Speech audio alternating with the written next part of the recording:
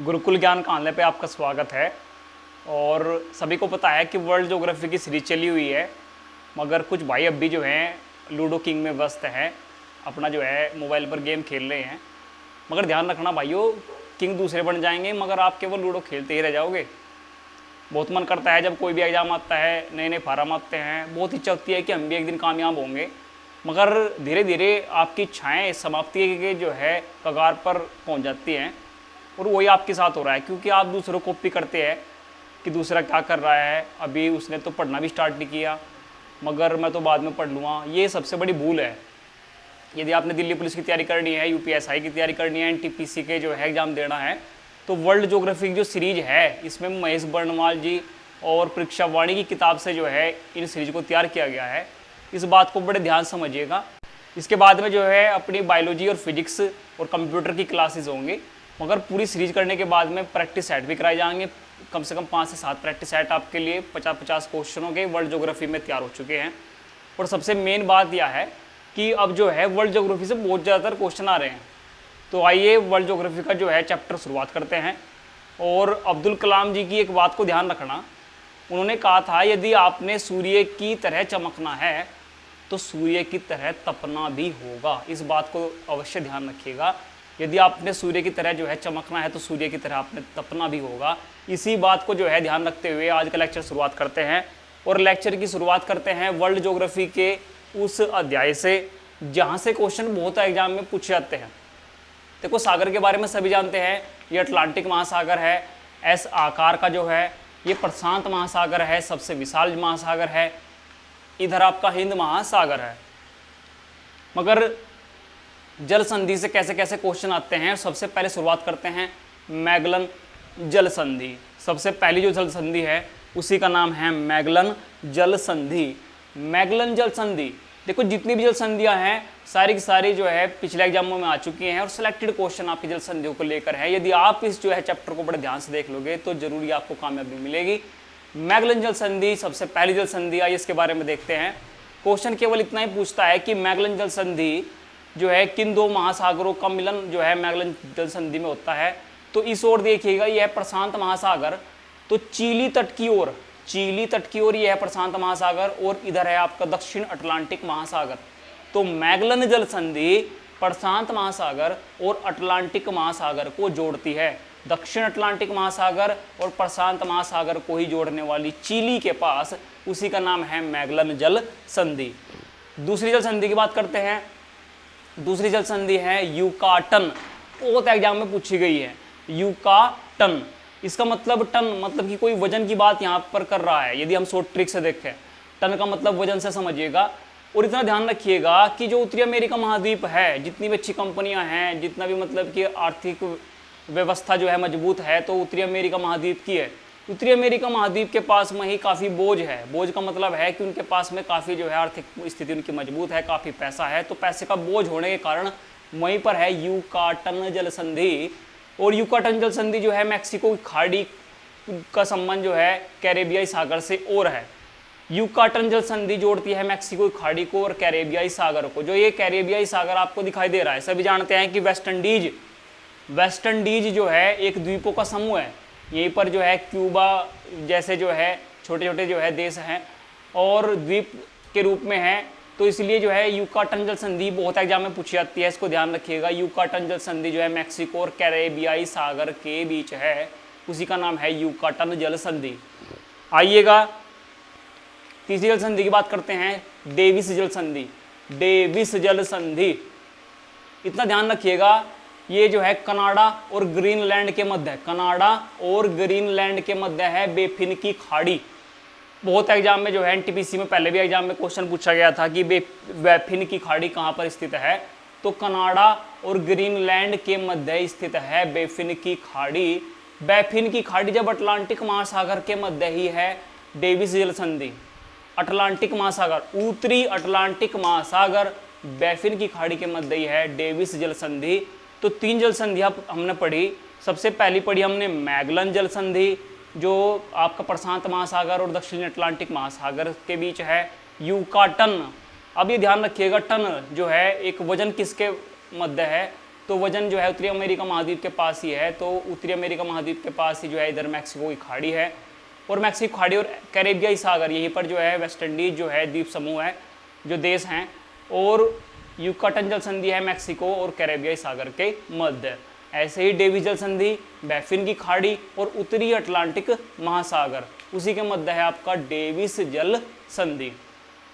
3 जल संधियों की बात हमने की, और चौथी जल संधि सबसे इंपॉर्टेंट है। चौथी जो जल संधि है वो सबसे इंपॉर्टेंट है, बहुत बार एग्जाम में पूछी गई है। देखिएगा, बेरिंग जल संधि की बात करते हैं। बेरिंग जल संधि बहुत ही ज़्यादा इंपॉर्टेंट क्वेश्चन है बेरिंग जल संधि को लेकर। देखो, सभी जानते हैं कि 180 डिग्री देशांतर जो अंतर्राष्ट्रीय तिथि रेखा है वो प्रशांत महासागर से गुजरता है।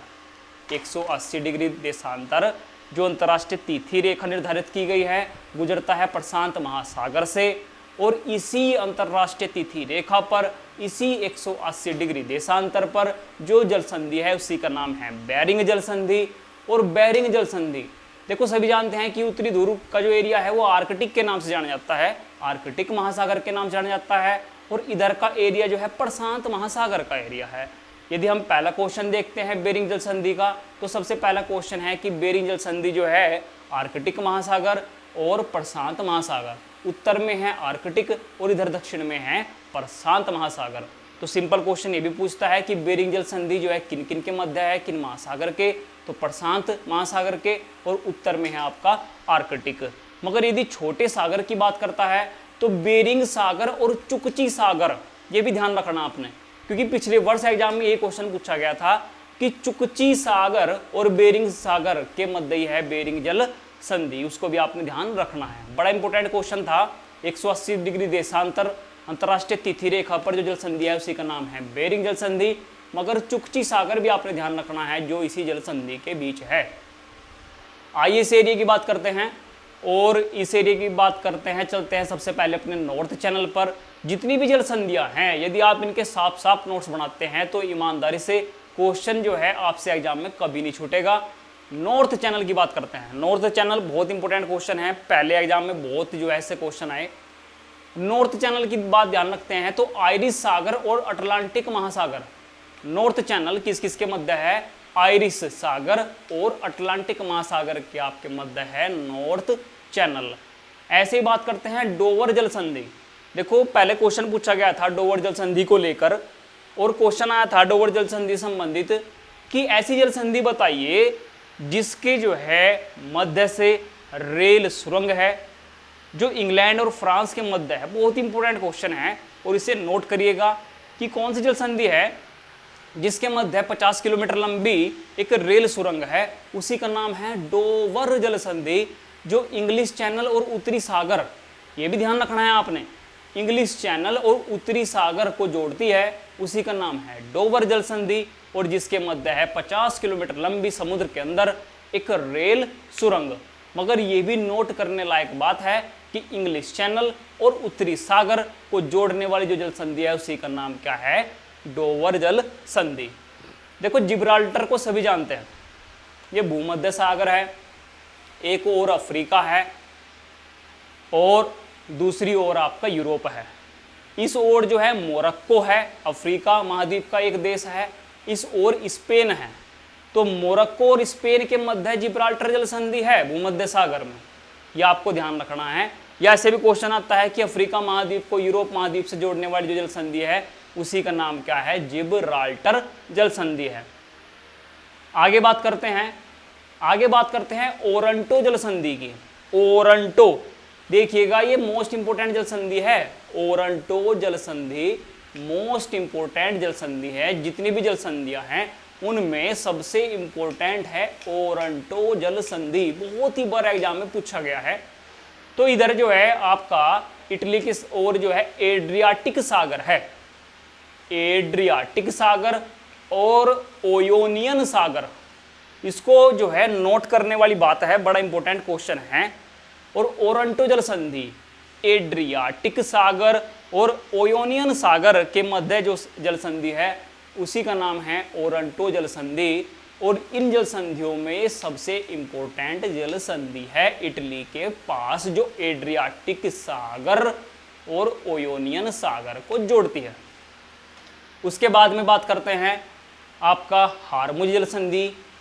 हारमुज जल संधि के बारे में यहाँ से 2 क्वेश्चन आता है। सबसे पहले क्वेश्चन आता है कि ईरान के पास जल संधि बताइए। ईरान और ओमान के मध्य जल संधि हारमुज है। उसके बाद में क्वेश्चन आता है कि फारस की खाड़ी और ओमान की खाड़ी को जोड़ने वाली, देखिएगा ये भी बहुत इंपॉर्टेंट जल संधि है। हारमुज जल संधि फारस की खाड़ी को और ओमान की खाड़ी को यहाँ पर स्थित है। यहाँ पर स्थित है फारस की खाड़ी। फारस की खाड़ी और ओमान की खाड़ी को जोड़ने वाली जो जल संधि है उसी का नाम है हारमुज जल संधि। इधर यदि बात करते हैं, ये आपका लाल सागर है और लाल सागर से क्वेश्चन क्या आता है कि लाल सागर, देखिए हॉर्न ऑफ अफ्रीका आपको दिखाई दे रहा है। हॉर्न ऑफ अफ्रीका, अफ्रीका का सींग, जिसी पर जो है जिबूती और इरिट्रिया स्थित हैं, जो देश हैं अफ्रीका महाद्वीप के, हॉर्न ऑफ सींग पर स्थित हैं। तो ये भी क्वेश्चन आता है कि बाब अल मंडाव, ये भी क्वेश्चन आता है कि हॉर्न ऑफ अफ्रीका पर, अफ्रीका के सींग पर कौन सी जल संधि है, तो उसी का नाम है बाब अल मंडाव जल संधि। बड़ा इंपॉर्टेंट क्वेश्चन है। बाब अल मंडाव जल संधि जो है लाल सागर और अदन की खाड़ी, देखिएगा खाड़ी भी इंपॉर्टेंट है और आपका जल संधि के साथ साथ में खाड़ियां भी तैयार हो चुकी हैं। जैसे हमने पढ़ा था बैफिन की खाड़ी, मैक्सिको की खाड़ी हमने पढ़ चुके, ऐसे ही ध्यान रखना है आपने। फारस की खाड़ी और ओमान की खाड़ी हम पढ़ चुके, ऐसे ही ध्यान रखना है आपने अदन की खाड़ी कहाँ स्थित है, किस सागर के पास में, ये भी आपसे क्वेश्चन पूछ सकता है। वह कौन सा सागर है जिसके पास में अदन की खाड़ी स्थित है, तो सागर का नाम है लाल सागर। लाल सागर के पास में ही है आपका अदन की खाड़ी। और बाब अल मंडाव जो जल संधि है वो लाल सागर को और जोड़ती है किसको, अदन की खाड़ी को। तो यहाँ पर जो है ये 2 जल संधियां हैं, एक का नाम हारमुज है और एक का नाम बाब अल मंडाव है। आपने जो है अच्छी तरीके से जो है इसको समझा होगा। देखो हारमुज के बारे में हमने पता लगाया और ऐसे ही बाब अल मंडाव जल संधि के बारे में पता लगाया, जो लाल सागर को और जोड़ती है किसको, अदन की खाड़ी को।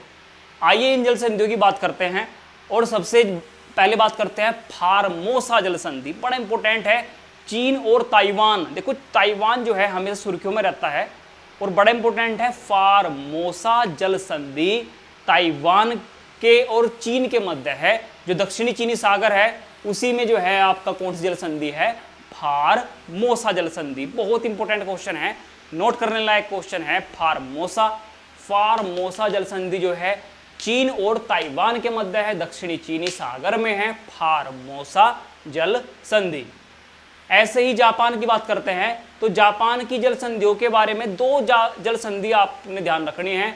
इधर प्रशांत महासागर का एरिया है, जापान सागर का एरिया है।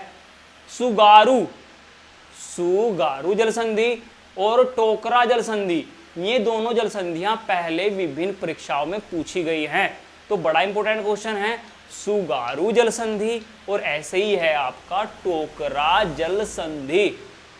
ये जल संधियों के सिलेक्टेड क्वेश्चन हैं, तो नोट करने लायक क्वेश्चन है। और पूछता है कि सुगारू जल संधि और टोकरा जल संधि किस सागर में है, तो ये हैं जापान सागर में, सुगारू और टोकरा। आइए अपने जो है अंडमान जो है सागर है उसकी बात करते हैं। और मलक्का जल संधि, देखो इन क्वेश्चनों को कभी गलत मत करिएगा, गलत हो जाते हैं क्योंकि क्वेश्चन पूछता है कि मलक्का जल संधि किस किस को जोड़ती है। वहां पर ऑप्शन देता है अंडमान सागर को, जावा सागर को, अंडमान सागर को, हिंद महासागर को।